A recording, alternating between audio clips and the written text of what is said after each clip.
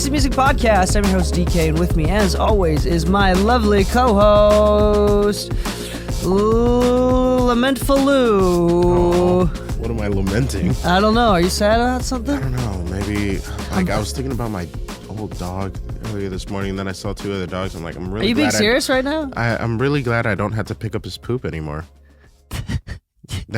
Hey, I'm sorry, I do lament his passing, but, there's benefits at the end of the day, which is like less cleanup.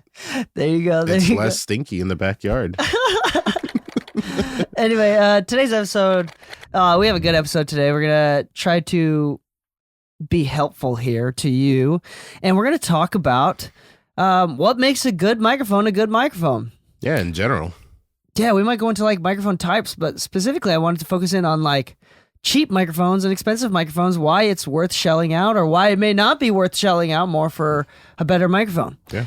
We get people like calling us in, texting us in or DMing us on Instagram all the time, asking about gear, and one of the most common things that we get requested to, share our opinion on is how about good microphones. Yeah. And not only, I don't want to really share which specific microphones are great. I mean, obviously anything from Loughton. Yeah. But also, I wanted to share specifically about the characteristics of a good microphone versus a not good microphone.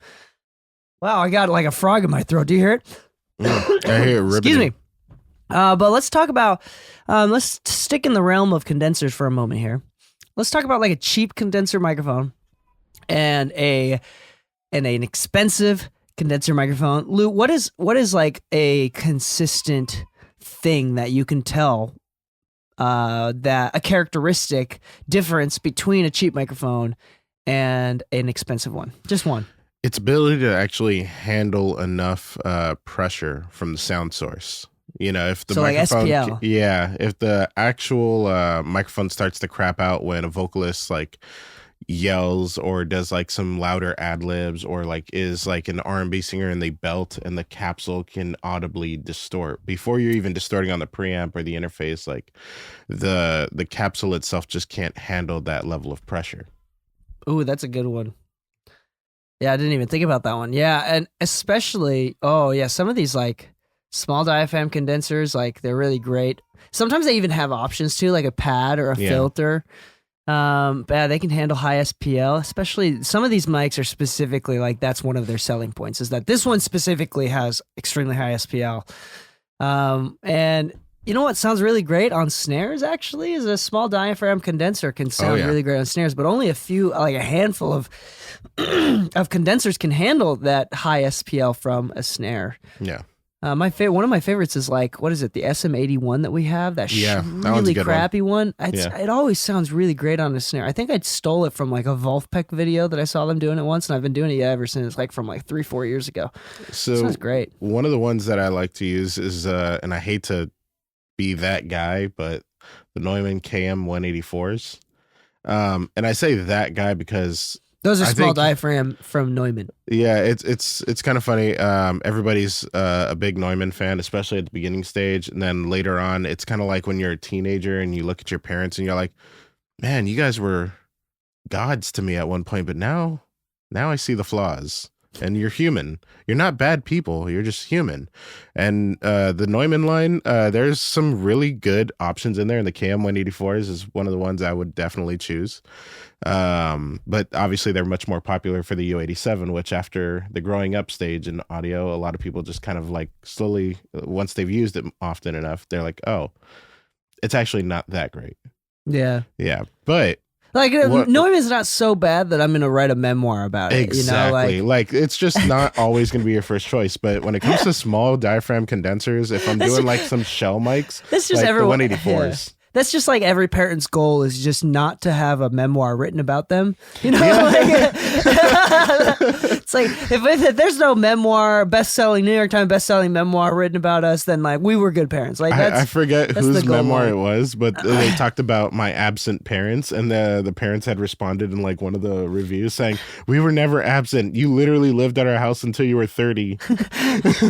Like, what absence are you talking about? But that might also be the reason why they deserved it. I don't know. Hey, maybe They lived till they were 30, and you're still not there for me. That's crazy. Anyway, holy shit.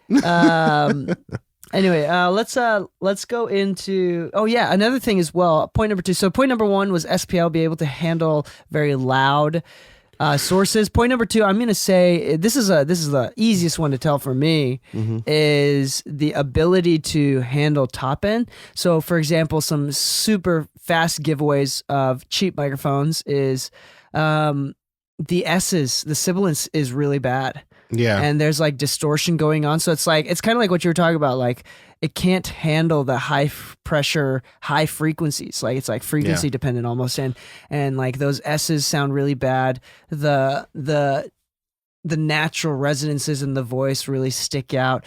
That's another one too. The top end tends to be brittle on cheap microphones. Like it's hard to manipulate. Yeah. It's kind of funny because like I got really into this, and I guess you could say I ended up like discovering what really made a big difference in that. And it was really just the same way we look at speakers. How large the capsule is affects its ability to pick up certain tones. But what's funny is like you see all the time, like small microphones, like capsules like the pencil condensers can pick up a ton of low end, and they're very sensitive to that percussive nature. It's because they're so small, it doesn't require a lot of pressure to move it. But with larger diaphragms, it doesn't require as much pressure to move it because it can accept more pressure on its diaphragm, but it's also so big that it actually, requires a little more input for it to be audible, right? But it's harder for it to actually reproduce these higher frequencies now. So a lot of times when you see large diaphragms, you won't find them on a dynamic unless it's like an SM7B or an RE20 of that nature, and it requires a ton of gain to move the capsule. But they're also very dark microphones. They don't really have a lot of top end, so a lot of people don't really have that top end issue. You're talking about ribbons? No, dynamics. Oh, dynamic. Oh, yeah, dynamics, yeah. But with like condensers, I've noticed that like large diaphragms tend to have the hardest time at a cheaper price point, but small diaphragms actually have a much easier time with top end at a cheaper price point. Like you can find really good pencil condensers at like the $200 range. Yeah, these small diaphragm condensers sound great, actually, and I think they're really underrated. I mean, if you don't mind looking really silly, even using them with like a ton of pop filters to use on a vocal is probably a good idea as well. Like I kid you not, I've actually recorded vocals with a KM184, which is part of why I like it. Yeah, there's these small diaphragm condensers I think are really underrated as far as like studio utility goes. Really great. But I'm looking up. The reason why I got distracted is because I'm looking up. I heard something. I can't find it, but I heard something about small diaphragm condensers and large diaphragm condensers resonate at different frequencies as well, which is why the small diaphragm has more low end or whatever. I don't remember. But the point is, cheap condensers have a very brittle, unstable top end. And I'm going to add. This is kind of number 3 as well, but I'm going to add to number 2. Is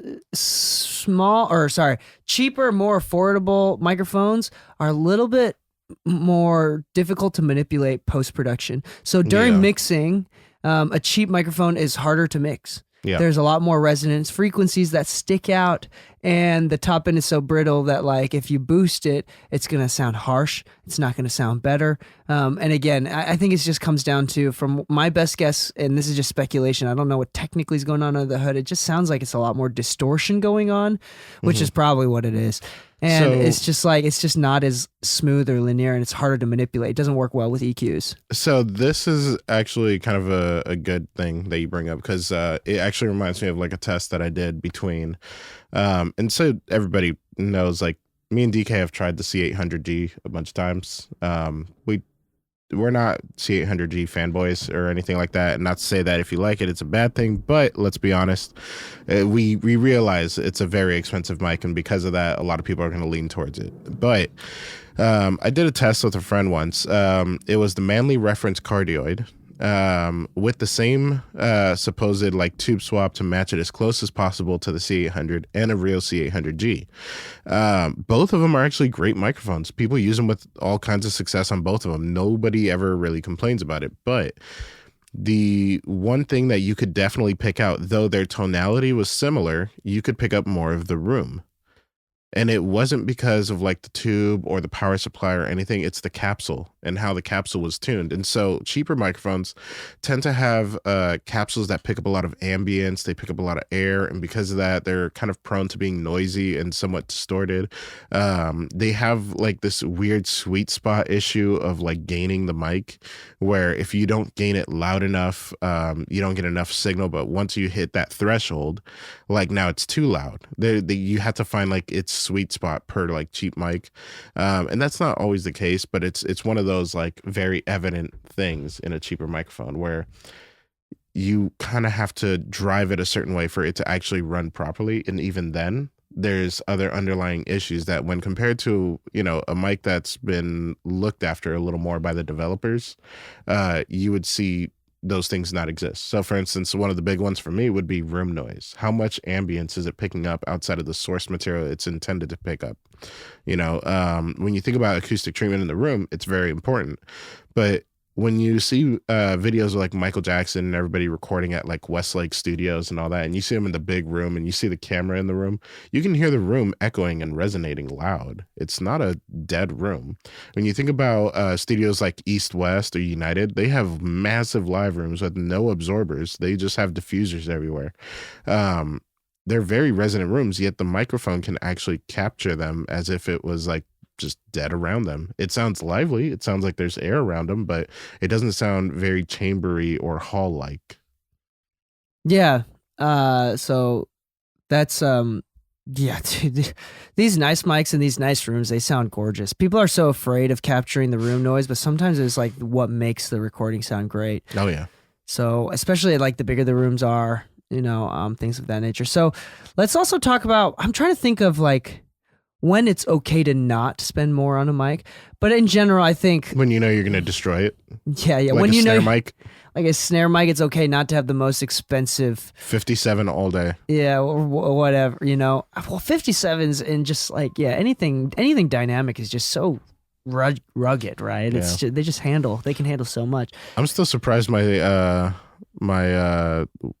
what is this? My 208 hasn't broken on a snare yet. I've Latin had LS208. Yeah, that thing has been whacked a bunch of times by the stick that I'm always scared because it is a for real? condenser. Yeah, it's been whacked enough. I mean, like you can see like all the markings on the back where nothing is supposed to touch it anyways. It's like all scuffed up. But you know, like I think another good sign of a mic is its ability to last over time. Oh yeah, for sure. But like even the cheap ones, I'm thinking like, they don't really die unless you specifically use the one that's like comes in a box set with the Scarlett Focusrite, and you know it's like $200 for the Scarlett Focusrite as well as a microphone and a set of headphones. Like those headphones and that microphone is probably going to crap out. You know, well, $20 microphone is not going to do you much good. Yeah, but I mean more in the, I guess you could say the handling of it. Like how many kind of source material things can you put it in front of that it can actually survive? So like versatility and its ability to be put in that location. For instance, like if you whack a U87, it's probably not going to die. I see, but it's gonna have some issues, like for sure, because that capsule was not meant to take any impact. Nor do you of these almost any of these. But capsules. like a dynamic mic, sure. But there's also like certain condensers that were built like tanks for a reason because they knew like they developed them for certain like aspects. Yeah, dude. 57s have been going to therapy for a long time. They're just resilient as shit. They've been bullied, bro. Yeah. 57s, they're just resilient as shit, man. Dude, did you ever see the video of the 58, the durability test? Nah, what are they doing? So they bury it in snow, they microwave it, they leave it in a beer. They microwave a 58? Yeah, and they do an audio test after every piece of abuse, and so much so that the first video is like 8 minutes long, and the second video they microwave the 58 and the microwave dies. That's No, they put it in the microwave for like 3 minutes, and they're like, let's see. That's metal, dude. It is. It was probably like snap, crackling, and popping. I'm not gonna lie, I think they were in Sweden.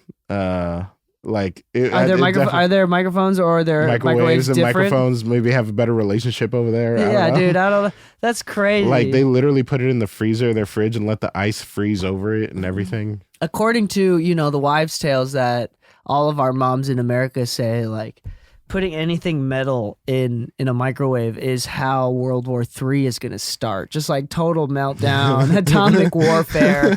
Yeah, aluminum foil in the microwave. Someone's going to die. And what started World War III? My 2-year-old got access to the microwave somehow. How do you get on the counter? We left the ladder out.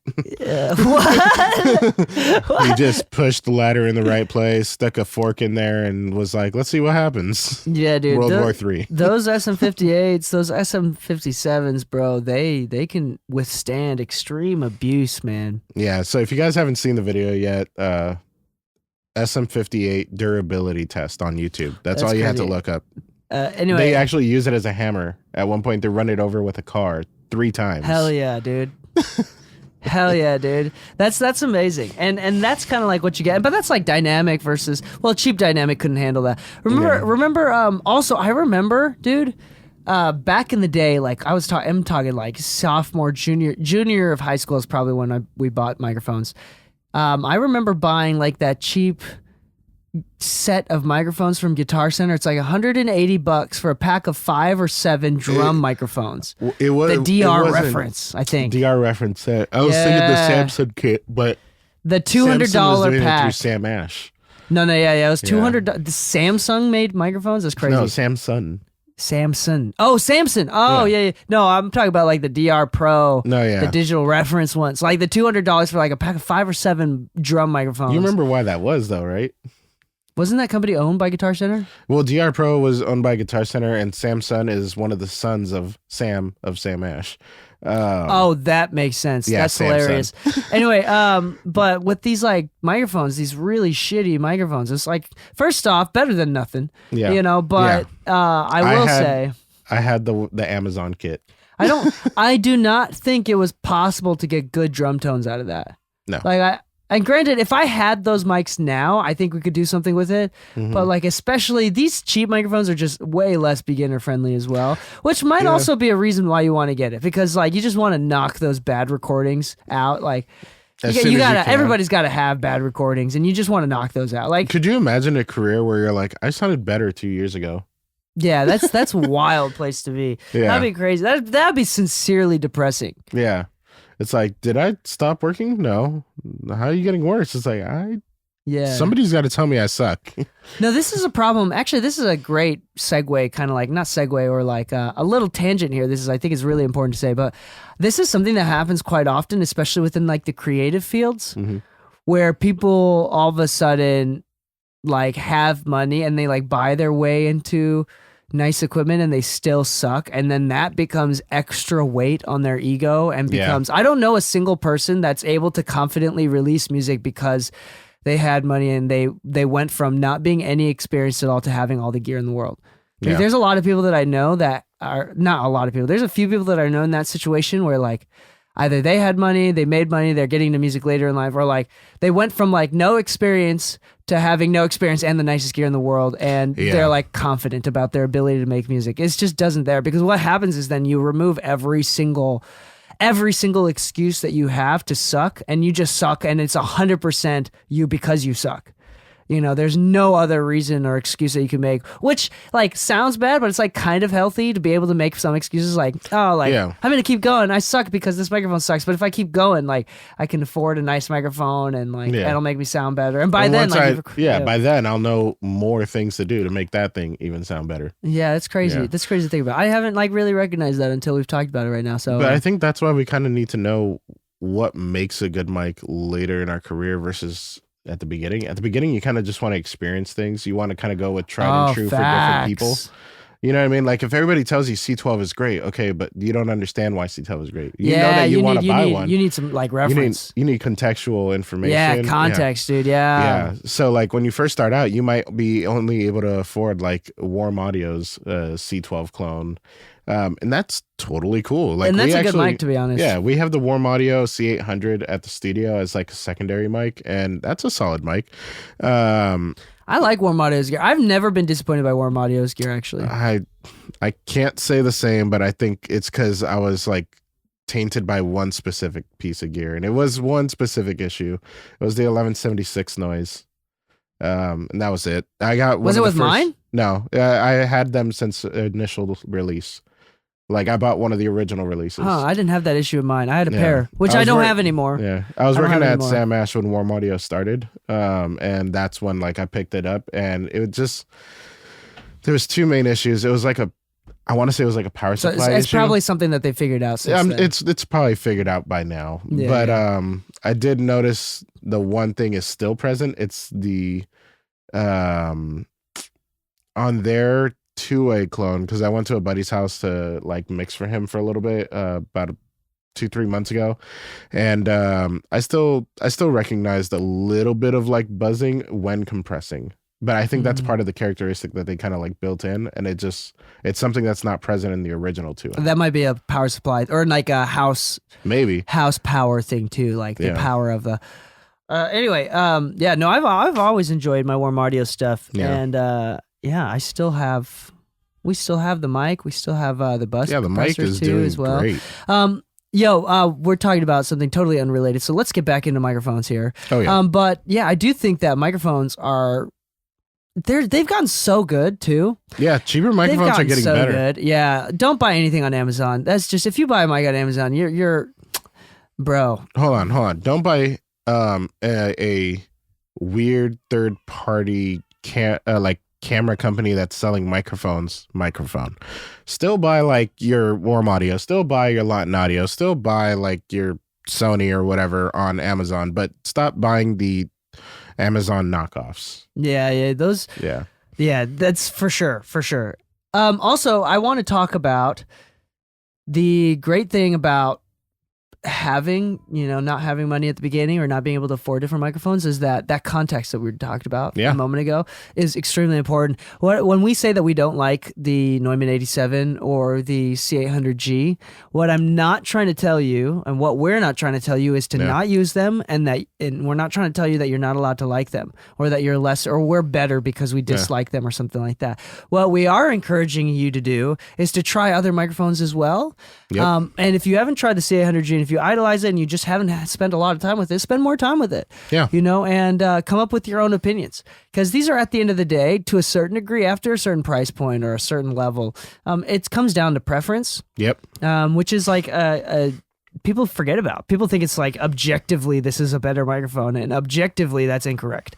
You know how many times I've talked to people who just started and they're like, "Oh, the C800 is the best mic in the world," right? It's like that's like the red flag of like, "Oh, so you haven't used a lot of other mics." Yeah, like it's a very telling sign when working around people who've been around. Yeah. Neumann 87 is your favorite mic? Oh, really? Yeah, and it's that's not crazy. to say that anybody's gonna like shit talk you. It's like, okay, cool, they like 87 or C800 or whatever. But if the reason is very blanketed behind like, oh, that's what I heard, that's what so-and-so uses, it's got to be the best. It's like, not really. I mean, everybody thinks that Drake solely uses like a C800, but he actually uses Mojave mics. And you know how much shine and love Mojave's getting on the general public? Not a lot. Yeah, Mojave's great. You know, Cardi B, Freddie Gibbs, and a bunch of other people are using Edens. Actually, Ari Lennox is using Edens on Young all of the Thug. recording. Yeah, Young Thug. Ari Lennox. And it's funny because like Edens, once again, don't get the same praise that the C800 get, but I'm low-key kind of glad about that, because I'd rather people really like it and want to use it over their actual practical use of it and saying, wow, actually I do like it in comparison, versus just the blanket term of like, oh, it's the best because it's the most expensive. So there is a good marketing tool behind that, though. And this is great, too, because I do think that there's a lot of value in just trying mics, going to different studios, trying mics, buying different microphones, not being afraid to read reviews and trying a brand that you've never heard of before. Try the ones that have bad reviews and try to see if the bad reviews are even warranted. I kid you not. I don't know about wasting your money on ones with bad reviews, but I mean, conceptually, that's a good idea. But I mean, practically, I'm not spending money on one with bad reviews. Like, for instance, I saw a review of the R84. Let's see if you agree with this. Is that the one we have? I have? Yeah. The pill one? Yeah. Worst microphone for vocals ever. Oh, that's hilarious. That was one of the reviews, I kid you not, that I've read for it when I was looking it up, because I wanted to get the R88, and I was like, oh, the R84 is just a mono version, and it's not active. Okay. And then I look at it, I'm like, I wonder, I used to pair this with an 87. That's the type of like review where it's like, my initial reaction is like, because you could tell sometimes with these reviews is like, oh, user error. Yeah. You know? Yeah. RE84 on vocals alone. Were you doing folk music? What were you doing? Were you doing like old toony jazz stuff? Yeah. Like, what was the tonality you were after, and did it align with that? No? Okay. Sounds like user error. Yeah, it sounds like you have no reference, and you put too much hope and dopamine into wanting this microphone. This might be a good segue into like what makes a good ribbon mic, because there's mics like the Royer R121s, there's the AA R84s or the R88, which I'm a fan of. There's even like what is it? Is it Coleman 4388s? What is 4038? That little like iron looking one. It looks like an iron. Yeah, like you can iron your clothes with. Yeah, I've actually gotten to use those only once, but like they sounded amazing for overheads. Haven't tried them on vocals. Super good on overheads. I've used the R121 from Royer on vocals. It sounded great. But like the funny thing is, like, ribbon mics are very niche specific use microphones, but what ribbons do very differently from most other microphones is, instead of using a standard like round capsule, they use a tension tuned ribbon, which actually doesn't bode well for top end, but it does bode well for like natural low mids and mids. So yeah, let's talk about like a couple things that make a good ribbon a good ribbon. Number one, I think is more so than the condenser is durability. Actually, oh yeah. Like you can whip it around and it doesn't, like the foil doesn't break, the ribbon doesn't break, the ribbon doesn't stick to one of the magnets itself. Now older ribbons, that is not the case. It's funny. Like older ribbons, you breathe on it wrong and it broke. Yeah. But the newer ones, all the new designs have like really gone up in durability. They're really well made. So durability is I think number one. Well, and also like smoothness, because it's got like this. Some of these ones, like the shitty ones, like have this like really crazy like low mid bump. Yeah, you know. So it's like the one like the Royer 121 you were talking about on guitars, like it's just really smooth mid range. Yeah, you know, the mid range is magic with these ribbons. Yeah, is that kind of your experience? Oh yeah. Tell us something. What makes a good ribbon microphone?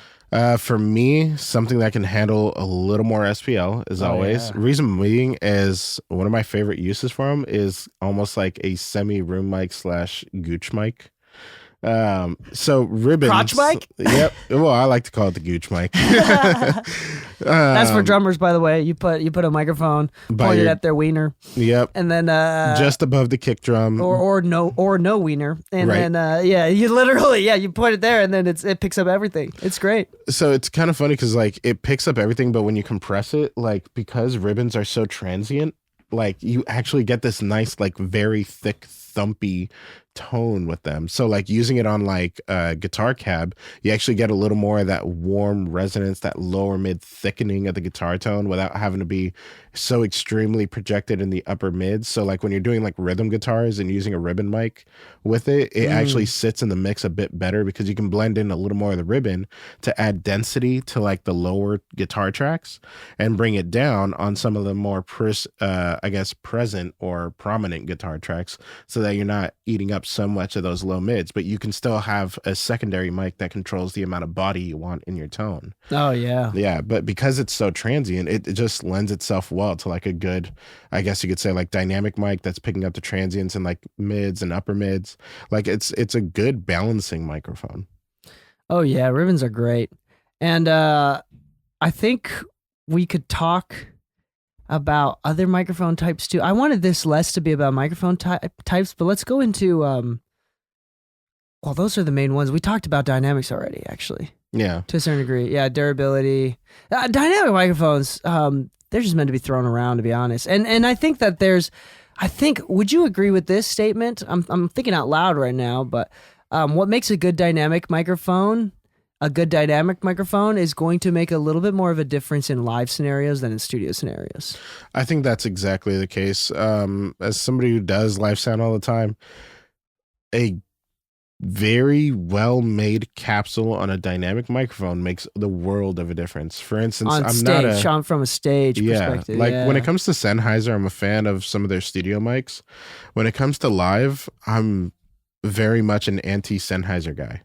Really? Yeah. Not because they're bad. They pick up a lot of resonance in the room, and because of that, they actually have a much lower threshold for feedback. Yep. So even though they sound nice, they don't operate nice. And that's kind of the thing. In live sound, you're still going for golden sound, right? But you need something that can actually focus more on the source material versus the actual stage bleed. And that's kind of a big thing. Like in studios, we want microphones that give us as much clarity as we can. Every little nook and cranny's got to be shown in the light, right? But in live audio, if I can hear the kick drum and the vocal mic, we have an audio issue potentially, because aside from the kick mic playing through the speaker, now we have the kick playing through the vocal, and anything I do to the vocal is going to accentuate that kick now, which in a studio setting, that's just not going to sound great. But let's think about it on a practical setting. That's also phase cancellation. You know, if we're having phase cancellation issues on some like primary source information, like bass information, kick information, snare information, then we potentially are losing transient information and like actual tone. So in live cases, like a good dynamic mic is something that one has a really high threshold for feedback, meaning that we want less feedback possible the louder we get in our monitor. And a lot of times, if you're working with an artist that doesn't use in-ears or anything, a loud floor monitor is absolutely necessary. If you're working on a small stage and you got a live band, let's say one of the Latin groups that I work with, for example, has 3 trumpeters, 2 saxophones, a tuba, a trombone, timbales, congas, bongos, guiro, cajon, 2 keyboardists, a bass player, and a guitarist, and 3 vocalists. Who do you think is louder? You know, like I need as much isolation from the rest of the group as I can for those vocals. Yeah. Because no way in hell are the vocals getting heard over everything else on stage. Yeah. You know, and if the audience is right by the stage, they're getting all of that information to their face live. And then I need something to be projected through the speakers. So if the vocal mics are just re-amplifying the rest of the band, and it's not picking up a lot of the vocal, it's just picking up a lot of ambience, one, I won't be able to give them enough monitor for themselves, but the audience will just be getting even more of the band through the vocal mics. Oh yeah, for sure. There's also like a category of microphones we haven't really tapped into, and we probably won't really tap into because it's more of a live thing, but also very useful in the studio, is that some mics you just buy for the utility of it. For example, like I'm thinking about like on the timbales or like on some tom mics even, you know, like the Shure microphones where they have like a gooseneck top. Yep, the Beta 98s. Like, yeah, those are just like utility wise just great to have. To be honest, they sound great too. I really like them. I really like them. Yeah. So like, I mean, that's like a whole category of microphone where they're like shaped really weird for the utility of it, or like they have like it's an underwater microphone, or like in the kick drum you can put in like a perimeter microphone or whatever they're called. You know, the flat ones that you look like they're like a... it's a boundary microphone. A boundary microphone, that's what it is. Things like that where there's like utility ones, the sub-kick microphone, things like that. So we won't really get into it. So I would recommend... anyway, before we get into the last topic, which I want to talk about when you wouldn't need to upgrade... Sure. So it's like when it's okay to stick with the cheaper microphone. But before we talk about that, I'm going to talk about our sponsors. This week, we're sponsoring our own show. We're sponsored by the Mixing Music Podcast. Thank you for sponsoring ourselves. Oh, thank you, guys. Yeah, wow. Thank you, we're DK. so cool. And the Mixing Music Podcast is brought to you by us. And what was I going to say? Oh, yes. We have exclusive episodes. Yeah, hell yeah. Have you checked out the exclusive content? Hell yeah. Dude, it's kind of cool. It's really cool. And Braden does a phenomenal job. I've tasked Braden with finding clips from interviews or videos, tutorials from other Grammy-winning engineers, producers, songwriters, mastering engineers, as well as influencers.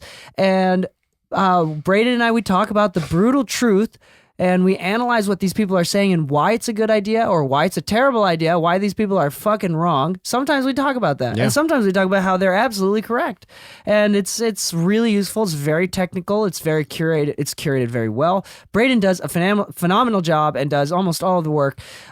If you're interested and if you like, you can hear the exclusive content through the exclusive archives. We've been releasing one episode a week, exclusive archive. They're from like almost a year ago, these exclusive episodes.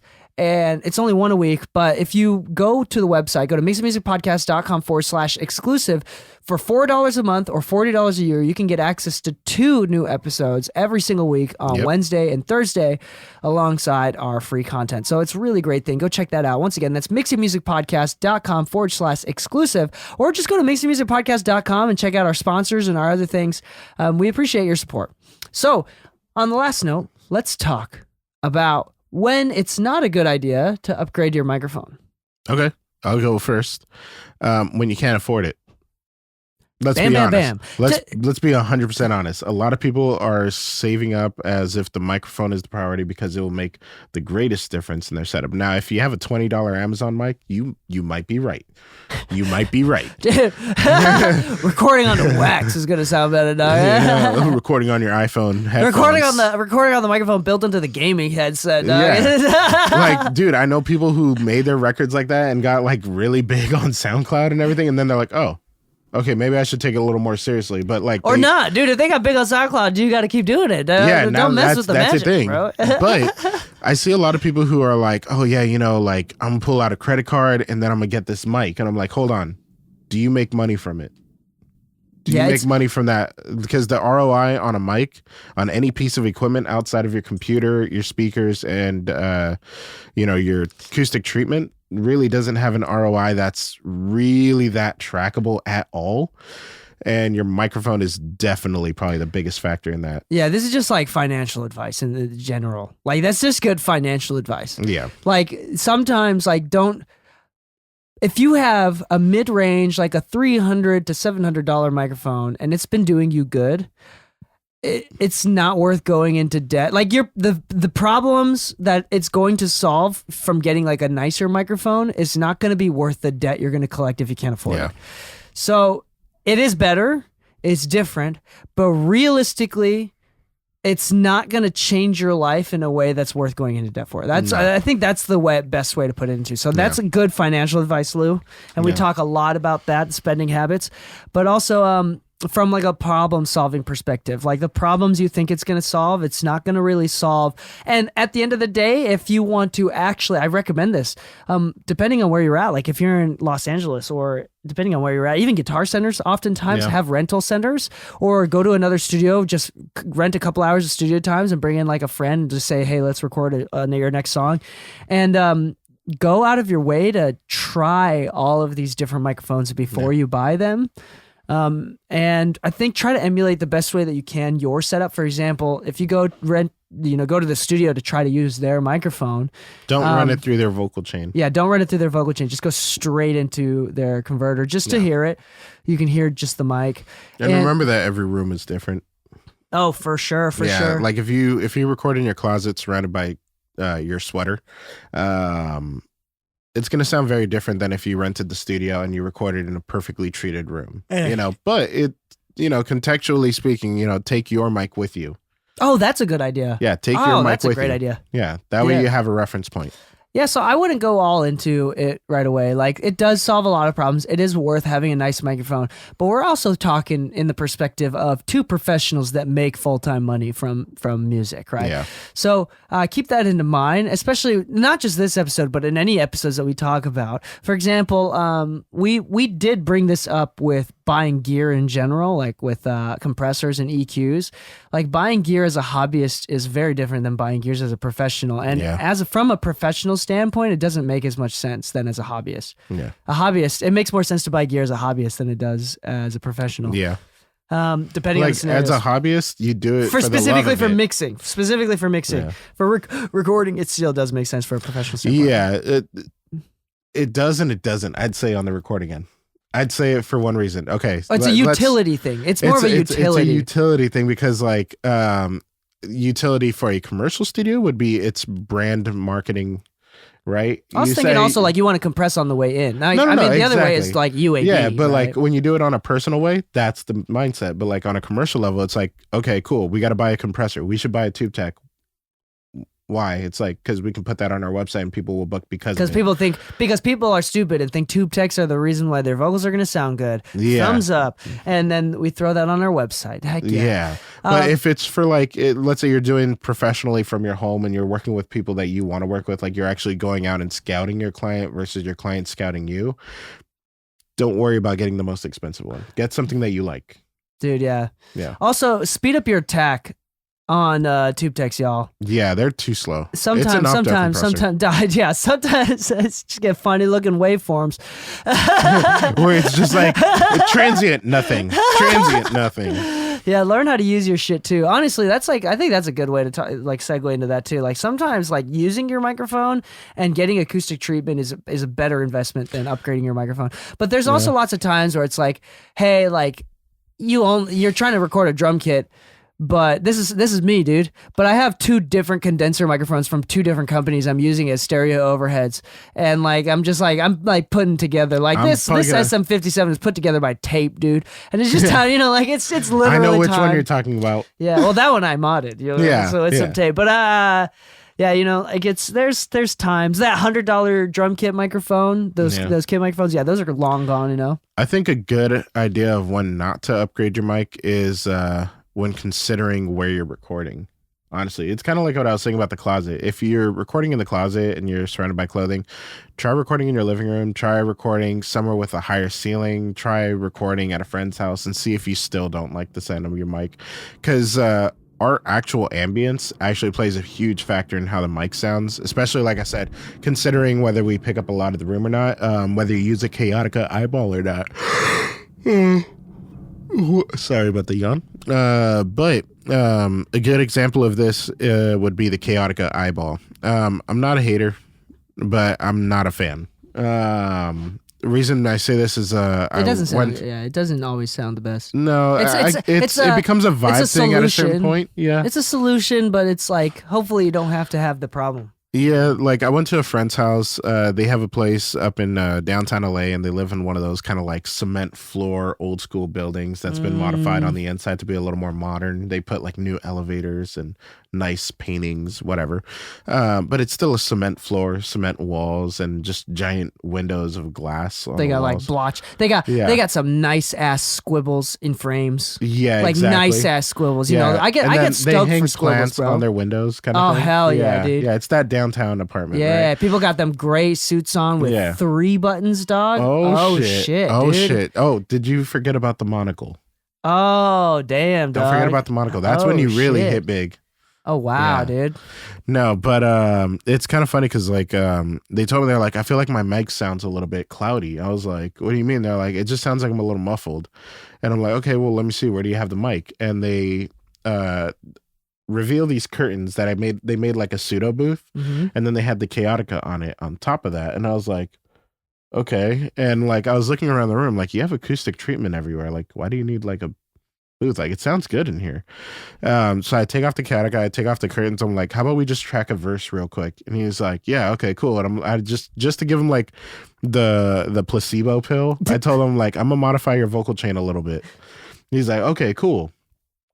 We recorded a verse. He's like, dude, that sounds great. Do you mind if we record the hook? I'm like, yeah, let's do that. Recorded it, and he's like, what'd you do? I'm like, jack shit.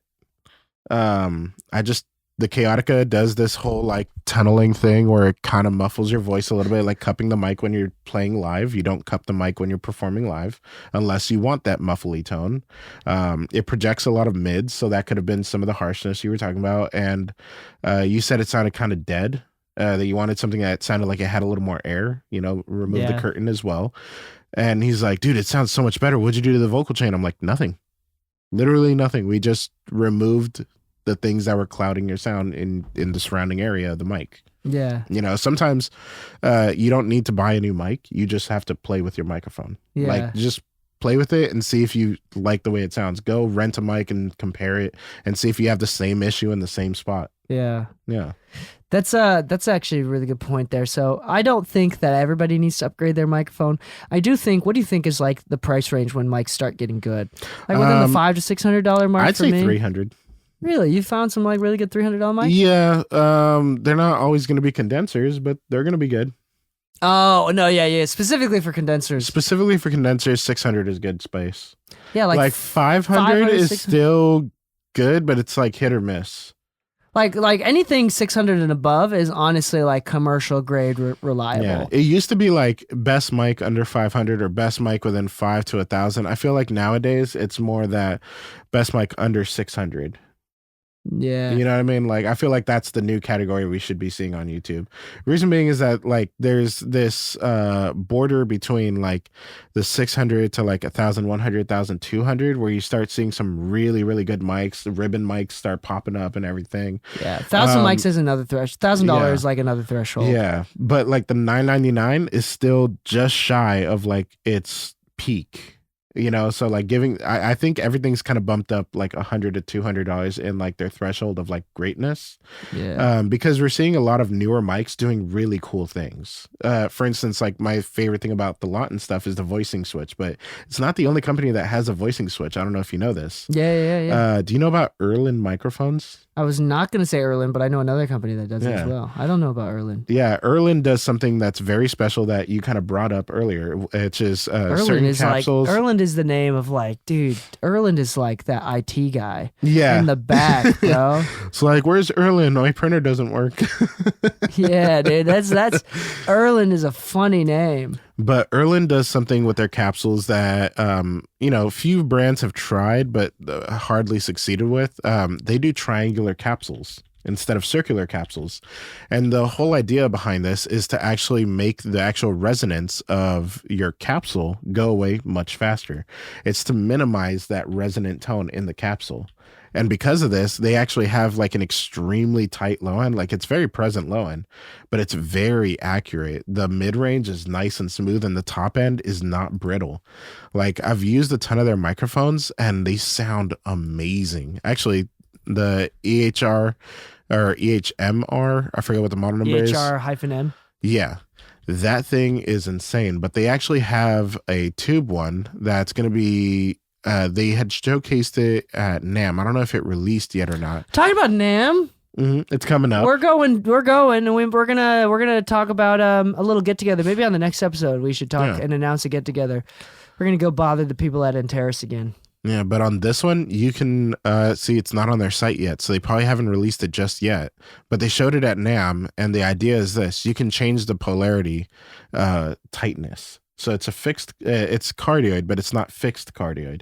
You can actually switch it between super hyper cardioid and semi omni with just a dial in the front of it. So depending on how much room ambience you want, you can actually dial it in directly from the microphone. Dude, it's got a triangle membrane, dude. A triangle. Oh, yeah. That's crazy. I'm looking at it right now. But anyway, the point of this is not to talk about Erlen microphones, but to talk about not being afraid to try new technologies, new things. If you see something weird and it interests you, go try it out. Go try it out, man. Go to NAMM and come hang out with us. Try out the mics. Go to Vintage King. Vintage King, if you're in a place where Vintage King is near you, go to Vintage King. Go to a friend's house. Go try things out. Just build context. I'm curious. Have you tried the Bumblebee mic? No. Oh, the one that's colored like a bumblebee? Yeah. Like from the branch off of Gibson? Neat mic, yeah. No, I've not tried I've never tried it, but I've always been curious because it's like, how badass would it be to say that you got a record like a plaque or something? And it looks like a bumblebee, dude. Yeah, and it's like, what mic did you use that bumblebee looking? The one that's marketed to 3-year-olds. Like I put wings on it while we were recording just to make it extra special. Yeah, dude, you can hear the buzziness in my voice. Oh, dude, you hear that nice mid buzz? The artist is like, I'm feeling a buzz right now. My vocals sound smooth like honey, dog. I think I would laugh if I was like at the studio one day and it's like one of those kind of sessions where like everybody has a drink. It's like, yo, I'm buzzing right now, and somebody pulls out the microphone. I think I'd be the guy that just starts laughing embarrassingly. There you go. Yeah. So I think this is a good place to end the episode. Hopefully this helps you with your microphone journey and your audio engineering journey.